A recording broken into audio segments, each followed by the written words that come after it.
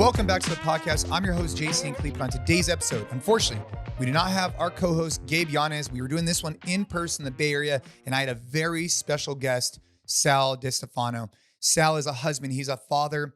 He's the co-host of the Mind Pump podcast, where they do incredible work interviewing great guests and then sharing that with the rest of the world. And today, I wanted to dive into his background. I want to talk about faith. I want to talk about family. I want to talk about what it was like building a business and how that's evolved over the years.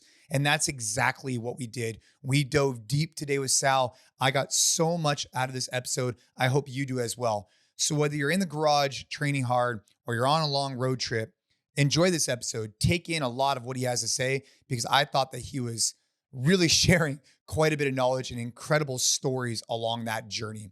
If you haven't already, go back, check out our other episodes. If you're new to the podcast, I appreciate you guys checking these out. Please leave us a rating, leave us a review. Definitely helps out the podcast.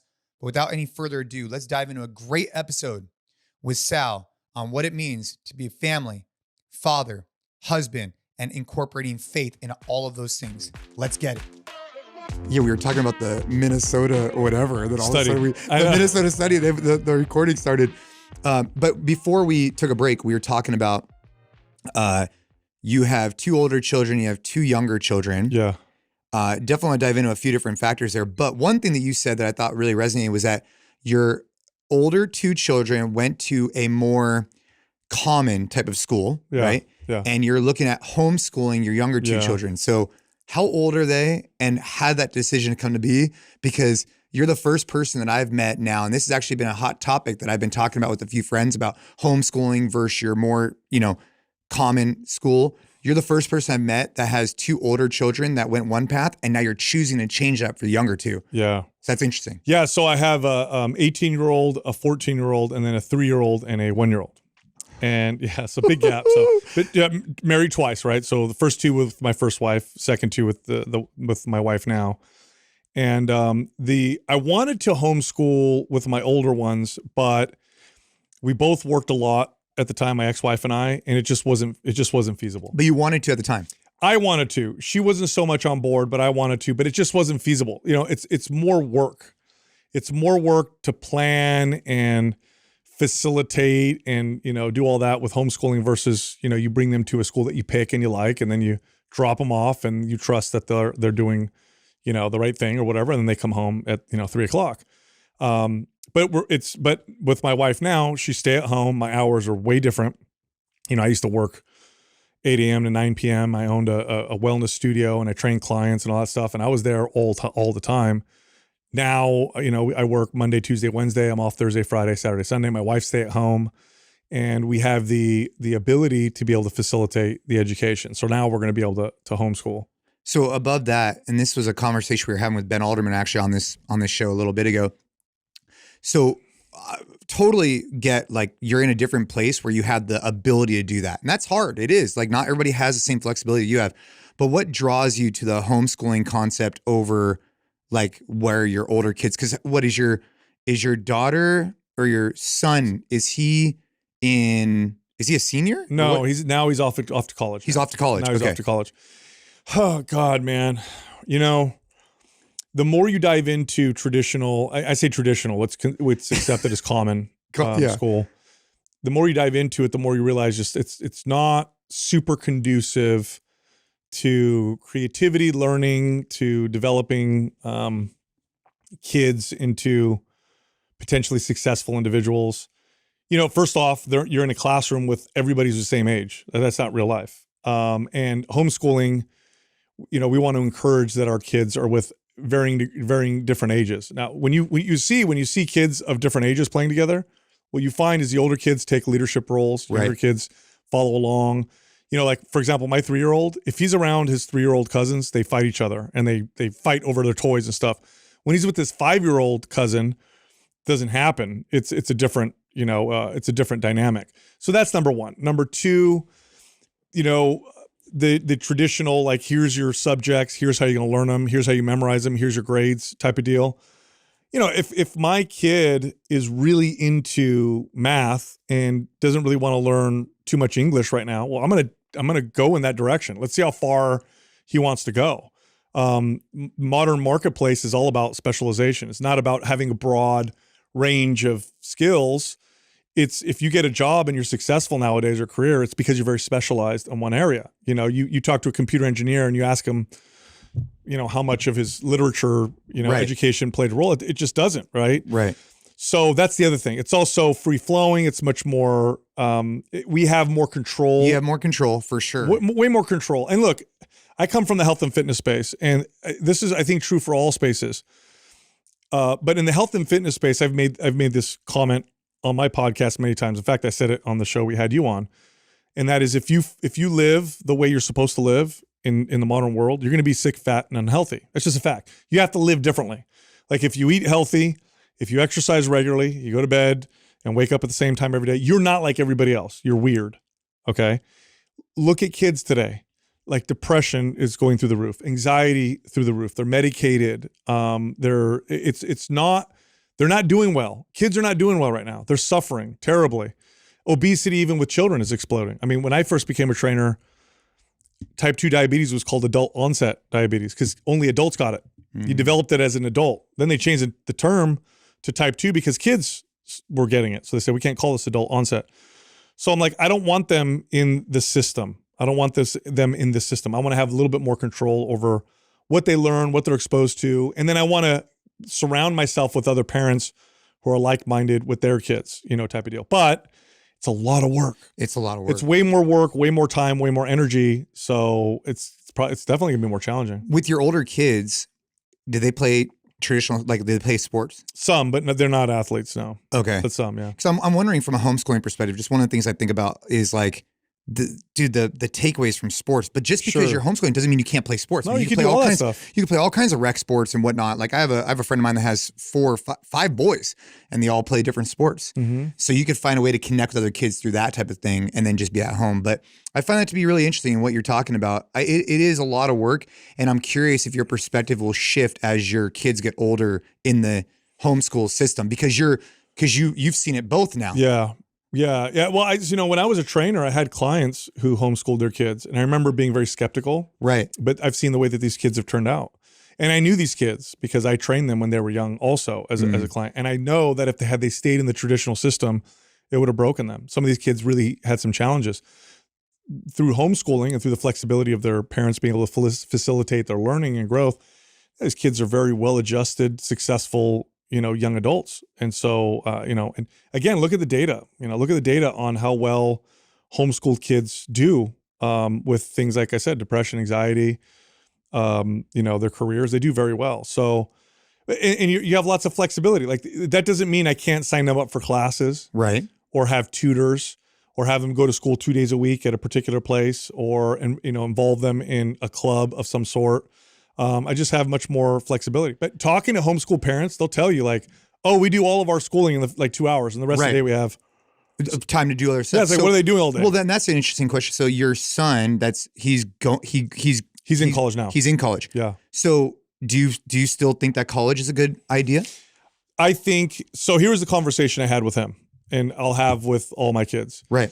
If you want to do formal education, and you want me to pay for it, or you want to get a loan, look at the market value of the education. If it doesn't match, then go get that for free on YouTube or on the internet.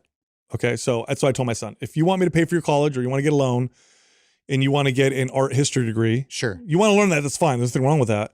But you shouldn't put yourself in debt for that. Or I'm not going to pay for it because your art history degree on the market is worth nothing. It's just a fact. Like, what do you do with that? Right. So go learn that on your own. So my son went and he's learning computer science and computer security. Okay. So that's got a lot of market value. For sure. Fine. I'll pay for your college. You're the first person I think that summarized it like that to me, but I completely agree with you. Meaning like I saw people that when I went to college who spent, $100,000, $200,000 on college, when they get out, the average salary of that same position makes no sense was whatever. And so they're already starting way behind the 8 ball. And so it's hard for them to make strategic investments and whatever, because they're just so stressed because they have this huge loan or whatever it is. So I think the way you're putting it, like, for example, if my kids want to be a doctor, a lawyer, or an engineer, or in your case, a computer science, engineer, Like that, those are things you pretty much have to go to like traditional schooling for. It's hard to get into medical, to become a doctor off YouTube. But there are many other things you could do that you could acquire a ton of skills that are available nowadays through podcasts, YouTube, well, some things require formal education. For sure. They're not going to allow you to practice medicine, right? Unless you go to medical school. Yeah. But I think you have to look at the market viability and then determine if the debt, just like any debt, right? This is life. So I don't tell my kids you can't learn anything. I say if you're going to invest in something or you're going to go into debt, especially if you're going to go into debt, then look and see if it's worth it. You look at the data. This is what I hate about some of these studies that they show on kids that go to college versus kids that don't go to college. Kids that go to college earn an average of $20,000 more a year or whatever. What they don't parse out are the kids that didn't go to college but who were focused on something. They just lumped everybody who didn't go to college, which includes a bunch of kids that don't give a shit and whatever, right? If you took the kids that didn't go to college but knew what they wanted to do, had a career in mind, and pursued either entrepreneurship or whatever, and then compared them to that big old, category of kids that went to college, I bet you would see that they would do at least as well, if not better. And I think if you compared them to people who went to college with a drive, now you're looking at a better comparison. Yeah. So it just makes sense to me. Why would I go to school? Look, okay, you could go to school, get a 4-year anthropology degree. Okay. Let's say you went to a really expensive college. You got into a really good college. So you graduate with $100,000, let's say $150,000 worth of debt. So $150,000, 4 years of college, anthropology degree, which either you work in a museum or you teach anthropology. There's not much you could do with that, right? But yeah, $150,000 in debt. Now let's take another kid who goes, I'm not going to go to college, but I want to open up a franchise. I want to open up a retail franchise. So what I'm going to do is I'm going to work in one for a year. Then I'm going to move up to management. Then I'm going to move up into district management. And then I'm going to try opening my own or whatever. Now, who do you think is going to come out better at the end of 4 years? $150,000 worth of debt, or this person's been earning money and experience the entire time? For sure. And the only pushback that I have to that is like, and this is something I think about all the time, is like, I totally agree with everything you said, but what if the person, and I guess your answer to this would be, if you're not motivated, you're not motivated. Meaning, that's right. One of the things that college contributes to is that there's a system that pushes you through, that you get this degree at the end, which gives you some credibility for an employer. But if you're on your own and you don't have a support system around you, you could just end up not doing anything. Yeah, it depends on the kid. But it depends on the kid. Depends on the kid. Like, I didn't go to college. I don't have a formal degree. But I, at 19 years old, I was making, 6 figures managing big box gyms. Right.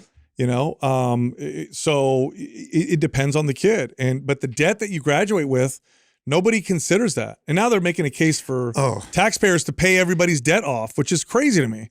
Like, what about people who started businesses with debt and all that stuff? So it makes no sense. Yeah, I am curious, like for you, so you went through a divorce, you have older kids and younger kids. What is their relationship like? How does that work? So with my older kids, we have dual custody. So it's 50-50. So half the time they spend the time. Well, my son's now off to college, so now it's just my daughter who comes with us half the time. She's got a great relationship with her younger siblings. She was the youngest, but now she's the oldest in the house. Right. And different responsibilities at my house than at her mom's house, right? Her mom's house is just her mom and her. My house, it's me, my wife, a 3-year-old and a 1-year-old. So, 8 o'clock at night, you can't make a lot of noise. You can't watch whatever you want on TV whenever you want. You have to help us with certain chores. And so it's different, but it's a different experience and different learning. But it's a challenge. Every other week I have to say bye to her. She goes to her mom's house. That's really hard. So on that note, like every other week having to say goodbye to her, I can't, as of recently, I understand partly on that, but that's difficult. Looking back on it, and I was listening to you talk a little bit about this on a podcast, but if you look back on your first wife and your relationship, for people listening, like there's a lot of men and women who listen to this podcast, but they want to try and like be the best version of themselves. And I know you do too, and I do too, right? We want to be the best we can be.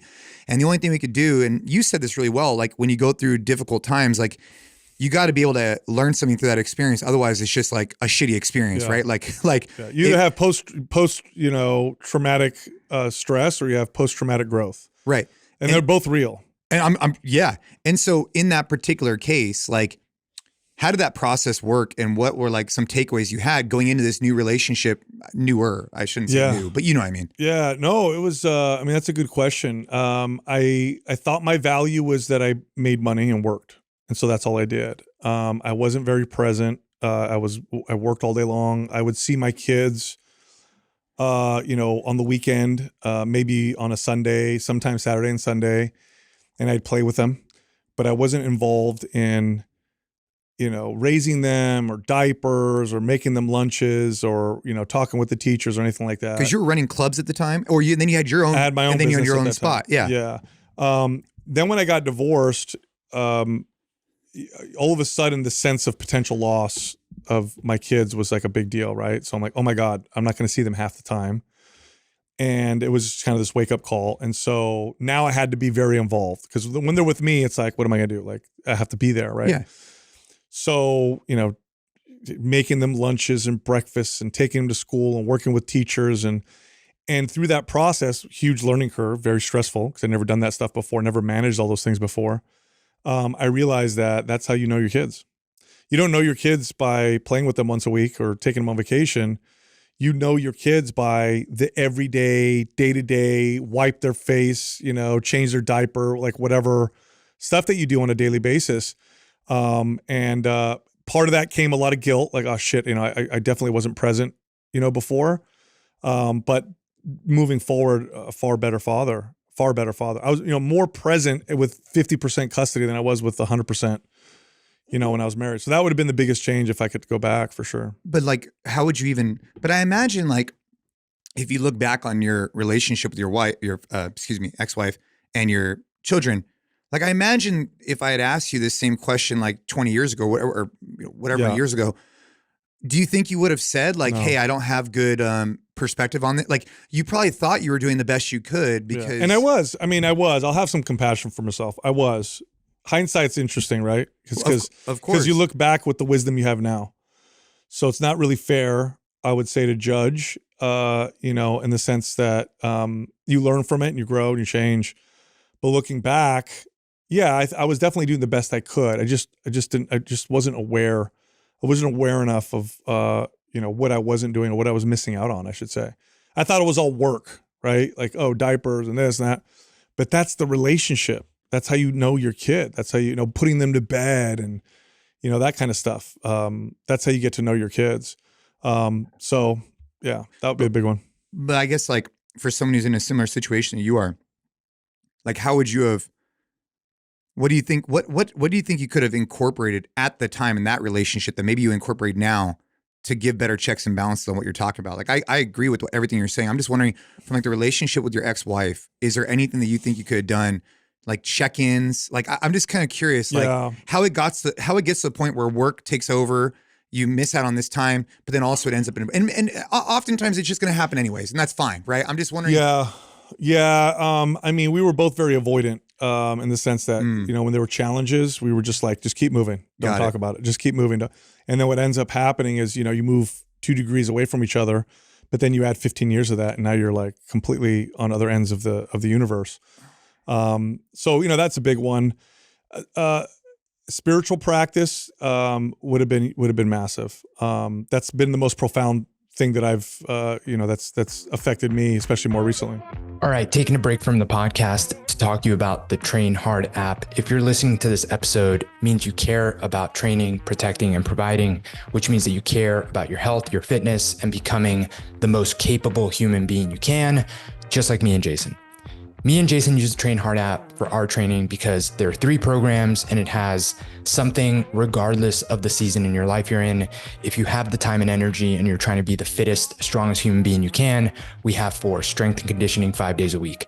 If life is super busy right now and you need something that's just keeping your momentum from getting to 0, 20, 30 minutes max in the gym, in and out. It has a dumbbell version. If you don't have access to a bunch of equipment, we have the EMOM program. And if you're just trying to be the most jacked dad in the room, work on your body composition, we have the Flex program, which is exactly how I train and the program that I write. So if you haven't already, check the link in the podcast show notes, download the Train Hard app, train hard, but let's get back to the show. Yeah, well, I heard you talk about meditation and spirituality, and I'm curious from meditation perspective, what does that mean to you? And then I definitely want to dive into the spirituality piece because you've said it now, I think twice with me today. We've been together for a while. So how do you think that would have impacted you? We'll start with the spirituality piece, and then we can talk about the meditation, but I think they're probably one and the same, right? No, it's prayer. Excuse me. Yes, prayer as meditation, right? Yeah. No, it's just prayer. I started a practice not that long ago. Well, this has been a long journey, but the practice that I'm about to talk about started relatively recently, where I will physically get on my knees and pray out loud. And like last 6 months, last year? Yeah, about 6 months. And it's the most honest that I've ever been in my life. So I'm a Christian, so I believe in God, and so talking to him and believing in him, he knows. He knows the truth. So I can't lie. We lie to ourselves a lot.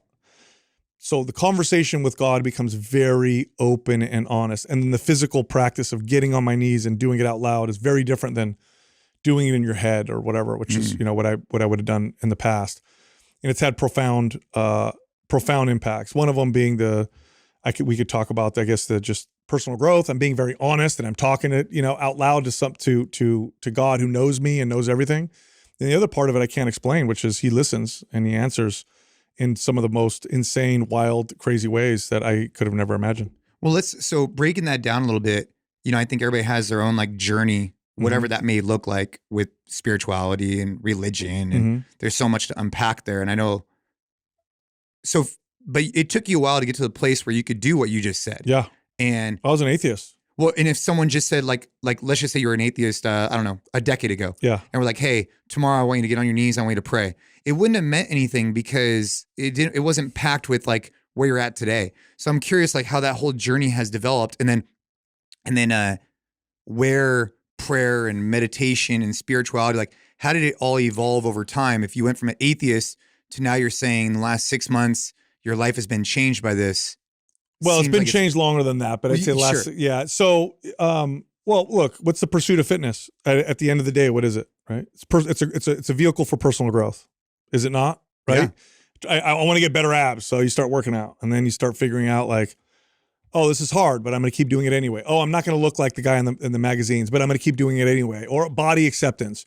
I have a relationship to pain. Now let me look at diet. Oh, look at diet. Okay. Well, let me follow macros. Oh, wait a minute. That's not very balanced. This is why I overeat here. And this is why I feel this way when I eat this particular way. And now I want to feed myself in a way to take care of myself. And okay, I got that handled.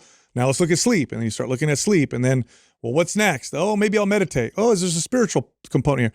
You follow fitness long enough, if you're growth minded, you'll end up in the spiritual side. At some point, you're going to end up there because it's all part of growth. I don't care how you look at it. Like I did, I looked at it from a science and data perspective. The data is very clear. People that have a consistent spiritual practice are healthier, happier, less depressed, less anxious. They stay married.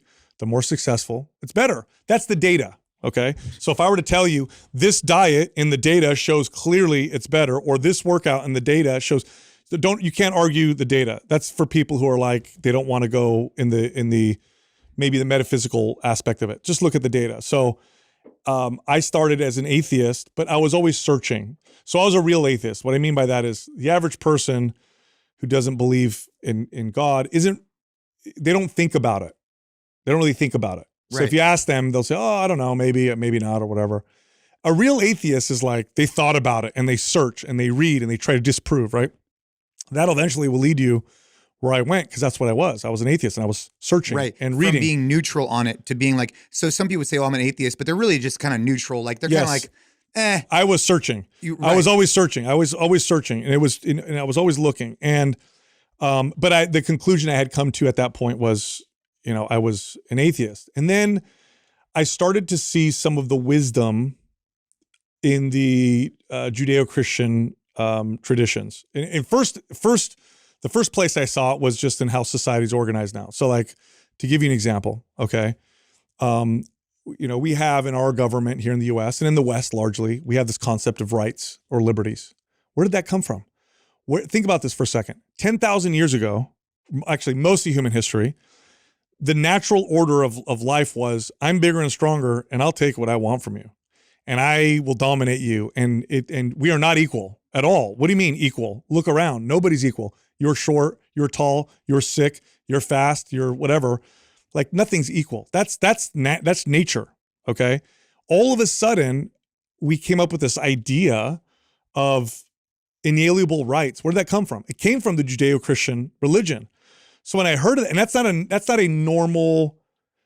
not a logical place to go. We totally take it for granted. We think, oh yeah, it makes a lot of sense. No, it doesn't. It makes no sense. If we all were born, if all humans all of a sudden existed and forgot everything, we would not come up with the idea that all of us have rights that we should protect. Yeah. That's not natural. So I thought, wow, what a weird concept. What a weird concept. Like how the hell, we had kings and queens and rulers, and slavery existed all over the world forever and ever and ever. And all of a sudden, and then we came up with this idea of inalienable rights, which drove us to, abolish slavery, which drove us to giving women certain rights that we didn't give them before, which drove us to protecting the sick and the whatever, right?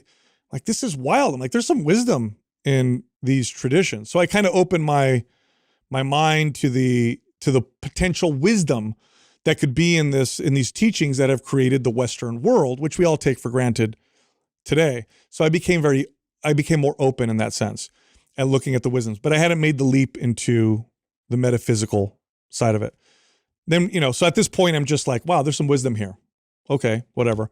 Meanwhile, I'm also looking at, learning just as a hobby, things like quantum physics and stuff like that. And I'm like, wow, that sounds like magic. Like, that's weird. Like, okay, like maybe I don't know everything. Like maybe I'm being a little arrogant, right? Like being an atheist means I know for sure there's no God, but I think I'm more of an agnostic. And you would like claim it. Yes. Yeah. Yeah. And then I became more agnostic. Like, okay, I don't know. I just don't know. Yeah. But also there's some wisdom in these teachings, and I can see it now, and it's really interesting. So that's interesting. When you were an atheist though, like, do you feel like if I had sat here and said, hey, I believe that I would have debated Jesus, you. You would would debate with an open mind, or you debate with a closed mind? Open. Like when you were, even back in the day when you were. Yes. Okay. Yes. I like debate because that's how I learn. Right. Okay. So I'd debate you, and I would accept your arguments, and we'd have a nice discussion about it. I wasn't like, don't talk to me. Right. Type like, of deal. What I believe is right. You're wrong. No, you're an idiot. Don't talk to me. I'd be like, well, what about this? And I would have this discussion. So fast forward, we start the podcast, and when we started Mind Pump, it was always about personal growth. Our expertise is fitness, so that's what we communicate the most. But it's it really is a vehicle for growth, right? For being a better person, whatever that means. Yeah, I mean, learning. Today we were talking about pretty much very little fitness. Yes. That's why we named it Mind Pump, by the way. Right. We a lot of people don't know that. It was so we weren't pigeonholed to just fitness. So at this point, I had discovered Jordan Peterson. This was years ago, and he was getting real popular on YouTube. And I'm like, man, this guy, like, I really like the way he communicates. Really interesting. And then he was communicating super sharp. He was communicating the stories of the Bible and how important they are to Western civilization. So I'm like, wow, there's so much wisdom here. I haven't seen that content of his. I mean, brilliant, right? So it's, oh wow, there's so much wisdom here, and that's interesting. And yeah, okay, I could see that there's value in this stuff. Still don't believe in the metaphysical at all. And that was on YouTube, and then I saw a video pop up, like a recommended video, and it was Bishop Barron who talked about Jordan Peterson. Bishop Barron is a Catholic bishop, and he uses media to evangelize. So I watched it. I'm like, oh my God, I love the way this guy communicates. He comes from he's very intellectual. That's how you can reach me, is intellectually. It's kind of like C.S. Lewis. I don't know if you've ever read C.S. Lewis books, but it's like, there's different ways to get to people. For me, you got to get through my mind first. And Bishop Barron's like super intelligent, smart bishop, understands philosophy and history, and just, so I'm listening to this video. I'm like, wow. So I start watching his videos, and I notice he's not afraid to answer any question. He'll talk about any topic. And I'm like, this would make a great podcast. Like, I want to interview him.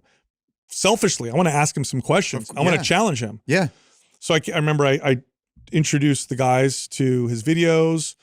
And at the time, it was, now you see people talking about religion and Christianity in particular on podcasts. But back then it was like, we're going to lose followers, or we're going to lose listeners.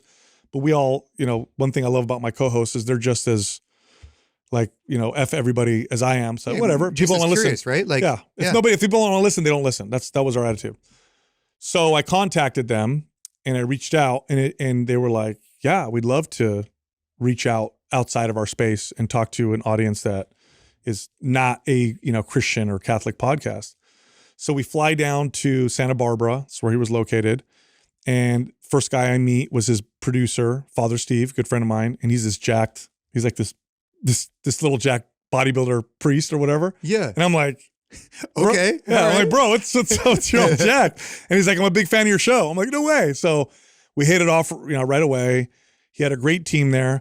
And then that interview, it was genuine. It was genuinely me asking him and challenging him and asking questions.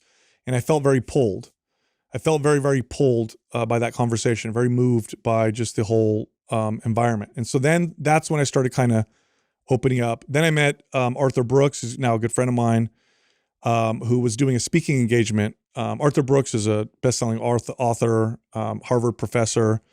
He had a documentary called The Pursuit that I had watched. I had become a fan of his.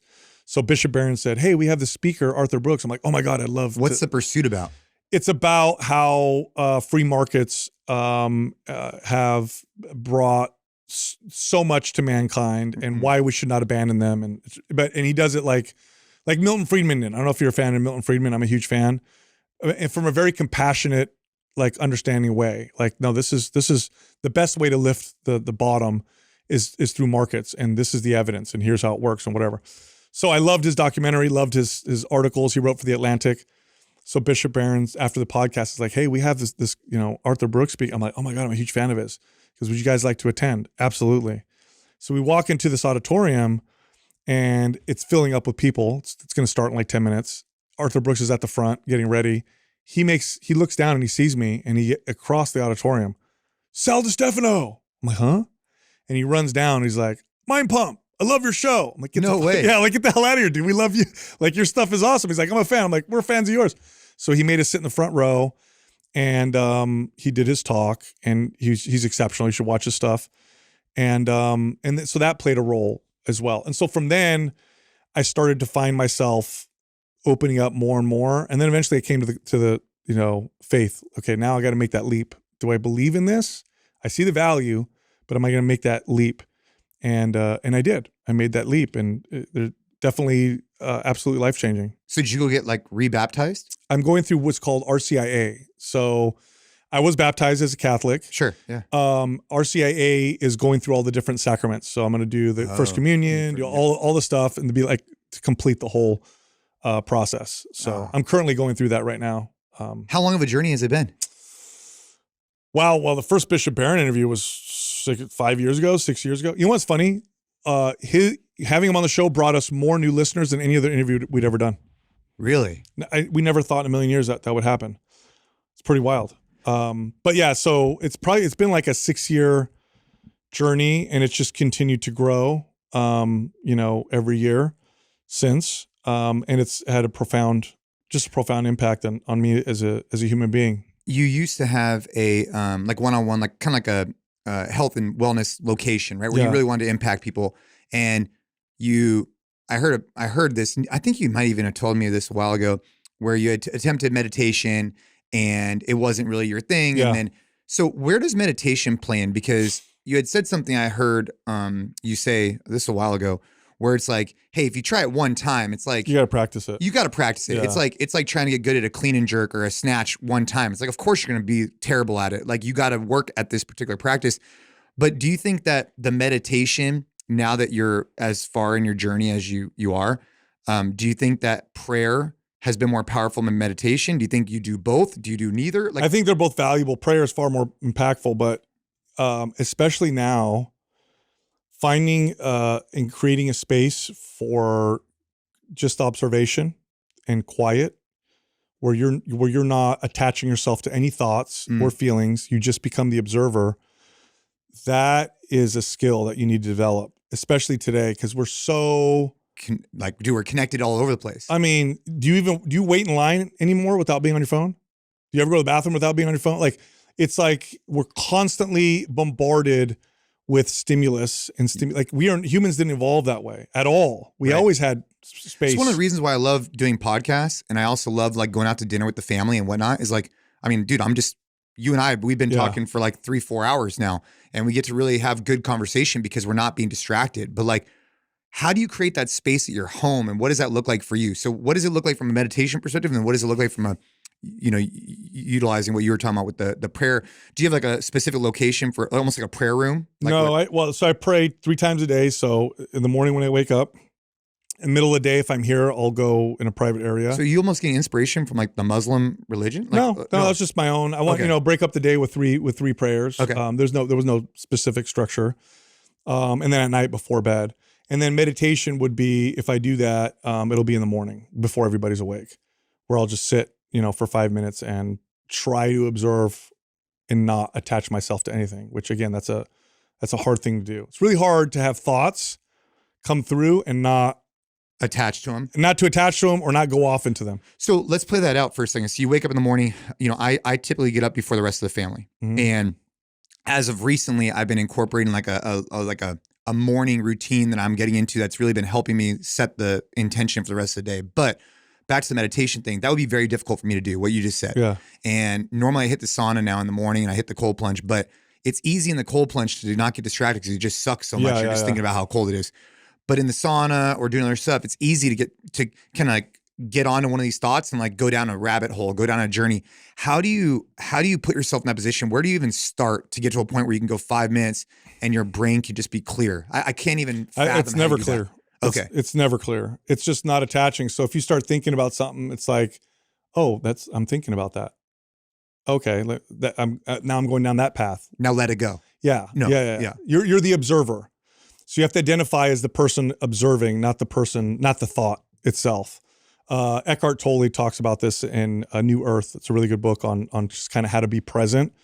That was a really impactful book that I read a long time ago that helps with that. What was it called again? A New Earth. A New Earth. Eckhart Tolle. Okay. And so looking back on your relationship, kind of going full circle in this, like with your first wife and now with your current relationship, like prayer, spirituality, they're helping you do what? Like, what are they helping? Everything. I mean, everything, man. It's like, being with my kids when they don't want to go to bed at night, and I'm trying to get them to go to sleep, and I'm less frustrated and seeing more of the joy in what's happening. My using substances to distract myself, things like cannabis or caffeine, that's almost completely eliminated. Being impulsive with certain behaviors, it's helped quite a bit in that sense. And then there's stuff I can't explain, like praying for better connection with my teenage daughter. And then, her boyfriend breaks up with her and I go pick her up, and then we spend 2 hours connecting and talking, which, trying to connect with your 14-year-old daughter, something's like almost impossible sometimes. Right. It's stuff like that. Like I'll tell you a story. It's a true story. I remember I came in here and the guys were like, they saw the look on my face. My youngest daughter, she's 15 months old. For a second there, we thought there may be something known as spinal tethering. This is where the spinal cord tethers at the base of the sacrum. And if you identify it early, they can do a surgery and then everything's okay. But if you don't identify it early, the nerves can get damaged. It can affect their walking. Anyway, long story short, we were going to go to the doctor to get evaluated and then determine whether or not we want to do a full body MRI. Okay. Now, that's a scary thing. I don't want to put my 1.5-year-old, they have to do general anesthesia. 100%. General anesthesia doesn't come without its own risks. Even if she wakes up fine and everything, it can affect the brain, whatever. I don't want to do any of that stuff. So I'm like freaking out, really stressed out. And so I'm praying about it. And, I'm like, I need help. I don't know, what direction you want me to go. I want to, follow your will, let me, whatever. We show up to the doctor's appointment. Doctor's like, oh, we made a mistake on the scheduling. We're so sorry. We'll see you again in 3 hours. So I'm really frustrated, right? So I drive back to work, pray on the way to work. I park my car over here in the parking lot over here. And this is true, 100%. I'll show you a picture. There's a homeless dude who earlier, and I know this because my editor sent us a video of this. There was a homeless dude in the parking lot who literally had made a fire. Okay, in the parking lot. He sent us a video of it. That was this morning. That was the morning of. Yeah. I pull up, there he is, and he's got ash, all around him. And there's a dude passed out on a mattress by the dumpster. So I pull up. Which is not, it's not like crazy uncommon around here. No, but this is downtown San Jose, right? Right, So, yeah. And I see this. Yeah. So I look in my rearview mirror because I parked my car. I see the homeless dude, who just made the fire earlier or whatever. And I had remembered a conversation or a talk that Arthur Brooks got that talk that I told you about. And Arthur Brooks talked about how one of the best things you could do, I don't remember how it led to this, but one of the best things you could do when you give money to a homeless person is to ask for something in return, to make them feel like they have some value. And then the question is, well, what the hell do I ask a homeless person for? He says, ask them to pray for you. And that was years ago. And I remember I had tried it a couple times. I'd given a $5 bill to a homeless person and I'd say, hey, can you pray for me? And the look on their face was like, oh my God, yeah, I'll do that for you. I really gave them more than just the $5. Okay. I want to hear the rest of this, but you're the first person I've ever heard that's used that. And going back to the Arthur Brooks example, I can understand why he would encourage that from a free market perspective. Yeah. To like get worth from a there's an exchange. Yes. Yeah. And it's not like it's not a pity. It's an exchange of like, oh, I have value. I can give you something. And these people, many of them mentally ill, feel like they have no value in society. And so just asking them to pray for you, right? So, and I remembered that talk. So I'm sitting in the car, kind of stressed out. Shit, are we gonna have to do an MRI? Like, what's the deal? And I look in my rear mirror and I see the homeless guy over there. And I just finished praying in my car. And you're like, and I'm like, oh man, I'm gonna go give this guy money and ask him to pray for me. Yeah. Okay. And then I looked at him and I said, nah, because this guy had tattoos from his head down and he didn't look scary. Okay. He did not look safe. He didn't look like no. Yeah. I'm like, if I say something to him, homeboy's he's gonna give me hepatitis or something. So I'm like, nah, I'm not gonna say anything. So I get out of my car. This is true. This is really what went through my head. So I get out of my car and I walk to come over here. Sure. And he goes, hey, sir, excuse me. So I turn around and it's the homeless guy. And I said, hey, what's up, man? He goes, hey, man, how's your day going? I'm like, oh, it's going good. And now I'm like, you know what? So I looked at him and said, hey, can you do something for me? And he said, sure. I said, can you pray for me? And he looked at me and he goes, yeah, man, I'll totally pray for you. Totally clear-minded, like the way he was talking to you. He's like, I'll pray for you, man. He goes, what's wrong? And I said, well, my daughter, we don't know if we need to get an MRI or something like that. And he goes, is there something wrong with her spine? This is a true story. He goes, there's something wrong with her spine. I don't know who this guy is. Right. And remember at the time, when I was praying, I was like, God, I need a sign. Do we make this decision to do an MRI or not? Like that was the main thing I was praying. Help me. I need a sign. I don't know what to do. Right. Because there was a decision to be made. Homeless guy's like, is there something wrong with her spine? And I'm like, actually. So I talked to him about it and we talked for a little bit. And then I said, and he goes, okay, I'll pray for you, man. I think it's going to be okay. I'll pray for you. I said, can I give you something? I thought, should I give him money? But I said, let me ask him if he needs anything else. I said, can I give you something? He goes, no. He goes, you've given me more than anybody's given me in a long time, man. I appreciate it. And that was that. And I left and I felt this incredible sense of calm. Like I think we're going to be okay. Then we go to the pediatrician for the second appointment where they actually showed up. And now my daughter is, she is shy. If she's around new people, she'll like crawl up my shoulder. She won't, whatever. Now the pediatrician is supposed to assess her and she always cries with the pediatrician. And the way she's supposed to assess her is to see how she moves. Is she crawling? Is she playful? And I'm like, this is going to be hard because my daughter's not going to want to do nothing for this pediatrician. Man, we got there and all of a sudden she was like performer of the year. She's crawling, she's playing, she's cruising, she's laughing. Pediatrician's like, she's fine, dude. You guys are totally fine. We don't need to do an MRI or anything like that. Trip off that. So I mean, that blew me away. So I don't know what you want to call that, but I know for me what that was, Dude, it's stories like that are really just, I don't know, they're powerful, man. They're powerful. I mean, I got emotional when that homeless dude said that. Like you should have. Like, he said, is there something wrong with her spine? There's something about what that. What the fuck? And that I think about that all the time. Like the universe, I talk about like the universe having a plan and this and that, but really, as I'm currently exploring some more of those type of things, like it's stories like that, I remember one time, like it was like probably 2-3 days after Ava got diagnosed with leukemia. I'm just broken. I'm walking out and I'm at the hospital and they had like a little coffee cart and like I'm just like crying out of my fucking mind. And this guy walks up to me just out of the blue and he just like gave me a hug and like, it just like, it's like the right people at the right time say the right thing. And you're like, dude, there's got to be something bigger at play, you know? And that your example is like really like spot, like how can this guy, like, you know what I mean? Like I don't talk know. about his spine. I don't know, but I was told by people who helped me through this process of my spiritual journey. They say, go ahead and challenge God. Go ahead and tell him, hey man, I don't know if I believe in all this stuff, but please show me. I want to challenge him and he'll do it. And that's what I did. That's what I kept doing. And he kept showing me. And so, you know, here I am. You know, that's my journey. What I like to tell people is this, is that first off, don't be so arrogant as to think you know better than billions of people over 2,000 years. Dude.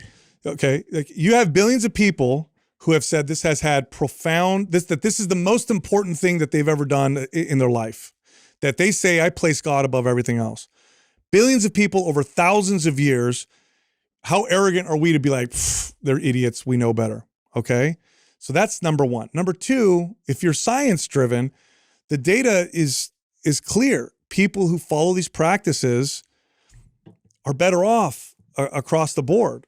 And you know, just in pretty much anything you measure, prison, drug abuse, marriage. Now people come up with their own individual. I know somebody who does this or whatever. Yeah, I know that, but you know, look at the data, generally speaking. And then I don't know, explore and be open and see what happens. Dude, you're right about the you know, billions of people. It's funny, like as of recently, my wife has gotten interested in golf. And you know, and so I've started doing a little bit of it. And it's funny because you look at some things that a lot of people do and you're like, dude, I never do that. Like, what do they like about that? Like, I don't get it. But there's a reason why a lot of people are doing something. Like there's something about it. There's like, a value there. There's value there. Like, for example, NASCAR. It's not my thing, but there must be something about it. Like, but maybe I haven't explored it enough because millions of people show up there and love it. And same thing with golf, right? It's a great place to connect. It's you know, there's so many reasons why you might like it, but I think you're totally right. Like looking at things that have a large following and being open-minded to why so many people are attracted to that in the first place.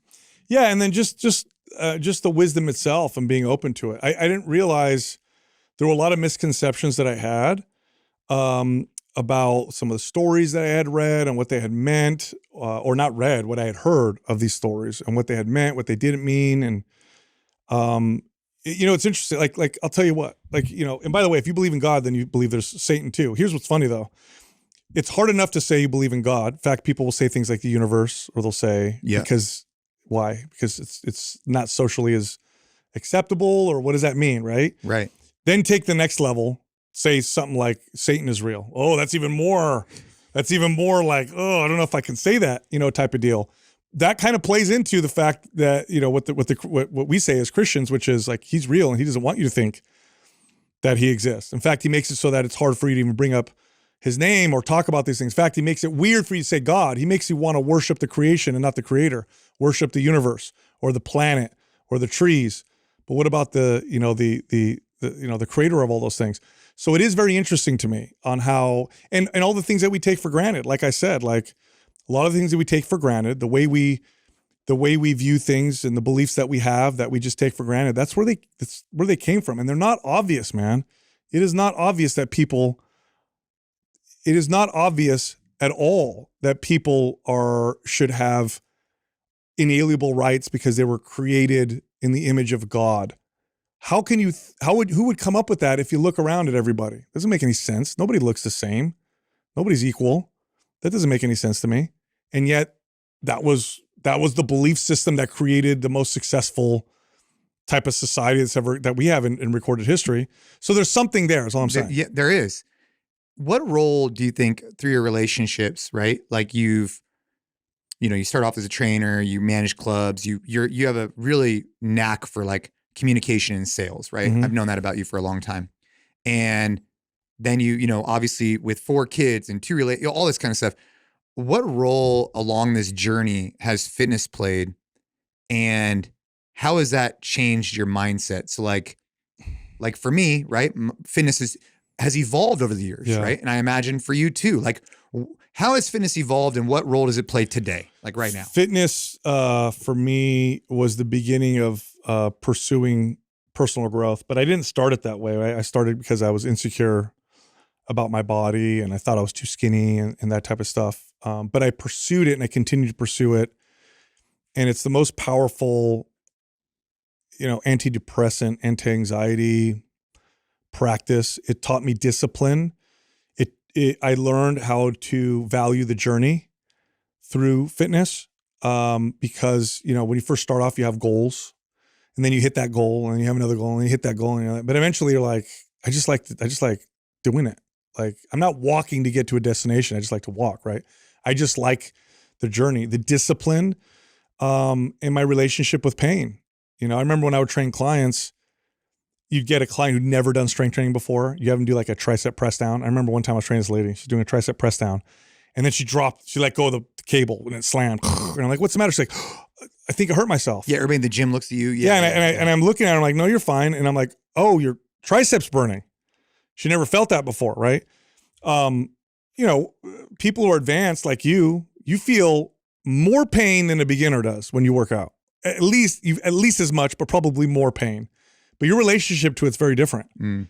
They're suffering through it. Do you suffer? No, you're almost getting fulfillment from it. Yeah.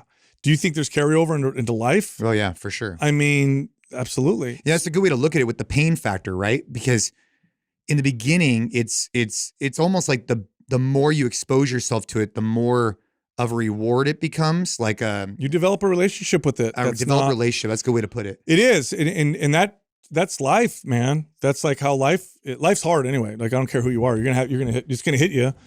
So, what a great beginning way to develop a relationship with hard and pain through a controlled, mode of, exercise or whatever. So that's what I've gotten for. And then the other thing, just, I love, helping people, and fitness is amazing because almost everybody's interested in fitness. Even if it's just to improve their aesthetics, just to look better. So I can talk to anybody. Right. I don't care who you vote for, your sexual orientation. I don't care your religion, whatever. Like, most people are like, hey, how do I get stronger? How do I look better? Or how do I get healthier or whatever? So it allows me to connect with anybody. Yeah, especially through the podcast.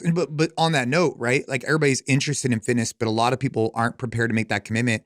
How has that impacted your relationships with your family and your friends? Because people know that you're like that guy. Yeah. But have you pushed people away? Well, in the beginning I did, because I just wanted to get them to do what I knew would help them. Right. So I remember even one time I went to my parents' house and like threw away a bunch of food. Like, you guys got to stop eating, But the way that you're going to convert somebody is by being the example, being the calm example, the calm, happy, feel good example. And then you hope that at some point they come to you and go, man, you know what? You always got so much energy. You seem so chill. You look great. Like, what can I do?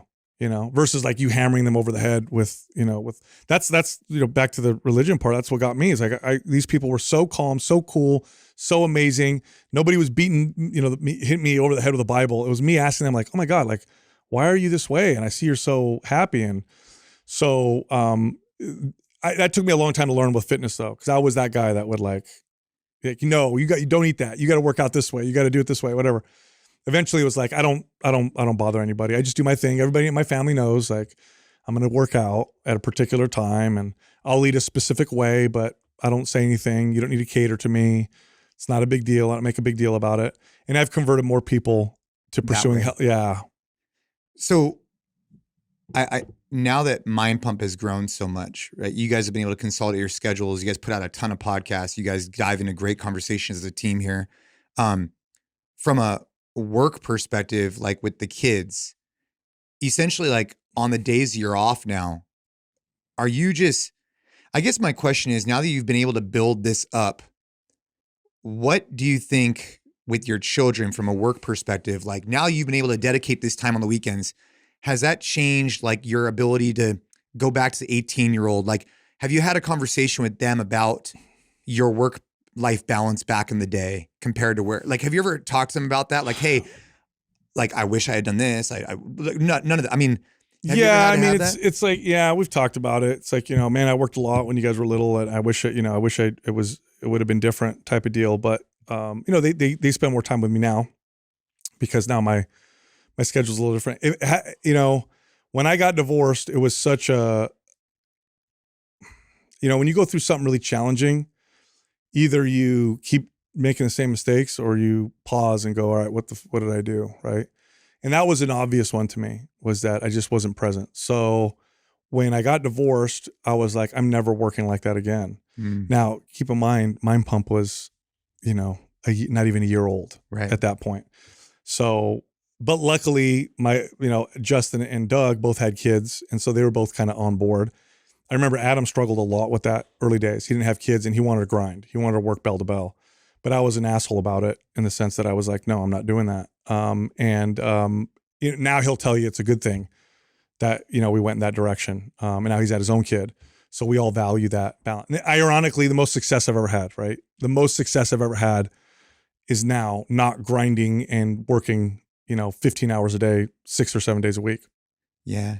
I think it might be because of what we talked about, like having that balance, like with your spirituality, with your family, you're able to show up super hard at this particular thing when you're here because you're in an overall better state because of all the other things you're doing in your life.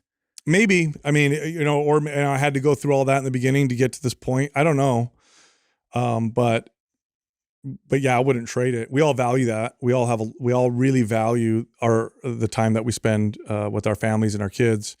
So we definitely make it a priority. Like if we do any business venture, if we move in any other direction, the question is always, does it require more time? And if it does require more time from us, then we typically will say no. If it's something that we can create and then let go, then we tend to move in that direction. But yeah, all of us are on board with that. In fact, it wasn't even, this year we started working 3 days a week instead of 5. And that wasn't even my idea. That was Adam's idea.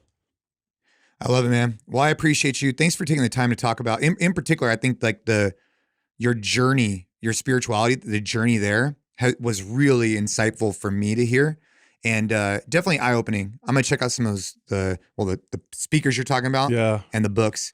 But yeah, man. I mean, look, for people that are listening to this, like who want to know more about you, really, it's the Mind Pump. I mean, dude, your guys' podcast, you guys are putting out 5 episodes a week. Yeah. You guys there's so much content that I've listened to from you guys, but they could just go back. Is the best place to kind of dive into the podcast? Yeah, just go Mind Pump, and you can find us on YouTube, Spotify, iTunes, pretty much anywhere you can listen to podcasts. That's where we'll be there. I love it, man. Awesome. Thank you, brother.